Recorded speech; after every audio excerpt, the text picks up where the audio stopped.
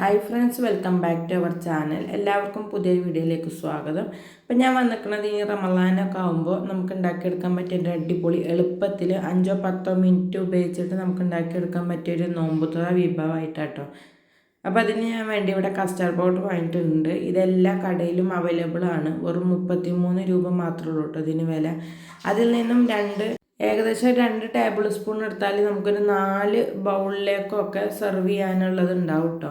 അപ്പോൾ ഇതുപോലെ എടുത്തിട്ട് ഒരു അല്പം പാലൊഴിച്ചിട്ട് ഞാൻ ഇത് കട്ടയില്ലാതെ നന്നായിട്ടൊന്ന് മിക്സ് ആക്കി എടുക്കുന്നുണ്ട്. പ്രത്യേകം ശ്രദ്ധിക്കുക, കട്ട നല്ലോണം ഉടക്കണം, അല്ലാന്നുണ്ടെങ്കിൽ നമ്മളിത് കുറുക്കണ സമയത്ത് ആ കട്ട പിടിച്ചിരിക്കും കേട്ടോ. അപ്പോൾ ഇത് കണ്ടോ, നന്നായിട്ടൊന്ന് മിക്സ് ചെയ്തെടുത്തിട്ടുണ്ട്. ഇനി ഒരു പാൻ എടുത്തിട്ട് അതിലേക്ക് ബാക്കിയുള്ള പാലും കൂടി ഒന്ന് ഒഴിച്ചു കൊടുക്കുക. ഞാനിവിടെ 250 ml എടുത്തേക്കുന്നത്. നമുക്ക് എത്ര ആവശ്യമുള്ള വെച്ചാൽ അതിനനുസരിച്ചിട്ട് എടുക്കുക. അതിനുശേഷം ഇതൊന്ന് ചൂടാക്കി എടുക്കുക. പാല് നന്നായിട്ട് തിളപ്പിക്കണ്ട, ജസ്റ്റ് ഒന്ന് ചൂടാക്കി എടുത്താൽ മതി കേട്ടോ. ഈ ചൂടാക്കിയെടുത്ത പാലിലേക്ക് നമ്മൾ നേരത്തെ മിക്സ് ചെയ്ത് വെച്ച കസ്റ്റാർഡ് പൗഡറും അതുപോലെ ആവശ്യത്തിനുള്ള പഞ്ചസാര, നമുക്ക് എത്രയാണോ ആവശ്യം മധുരം ഒരുപാട് വേണമെങ്കിൽ അങ്ങനെ എടുക്കുക, അല്ലാന്നുണ്ടെങ്കിൽ കസ്റ്റാർഡ് പൗഡറിൽ ഒരു ചെറിയൊരു ഷുഗർ ഉണ്ടാവും, അത് വേണ്ടവർക്ക് അതും എടുത്താൽ മതി. പഞ്ചസാര നിർബന്ധമല്ല കേട്ടോ. പിന്നെ അതിലേക്ക് നമ്മൾ ഫ്രൂട്ട്സൊക്കെ ആഡ് ചെയ്യുമ്പോൾ അതിൻ്റേതായിട്ടുള്ളൊരു മധുരം വരും. എന്നിട്ട് ഇതിലേക്ക് നമ്മൾ ആ കസ്റ്റാർഡ് പൗഡറുള്ള മിക്സ് ഒഴിച്ചു കൊടുത്തിട്ട് കൈ വിടാതെ ഇളക്കിയെടുക്കണം. കൈ വിട്ട് കഴിഞ്ഞാൽ അത് അടിക്ക് പിടിക്കും കേട്ടോ. അപ്പോൾ കൈ വിടാതെ ഇതുപോലെ ഒന്ന് കുറുക്കിയെടുക്കുക. നല്ലപോലെ ഒന്നും കുറുക്കിയെടുക്കണ്ട. ഇതുപോലെയൊക്കെ ആകുമ്പോൾ നമുക്ക് ഫ്ലെയിം ഒന്ന് ഓഫാക്കി കൊടുക്കാം കേട്ടോ.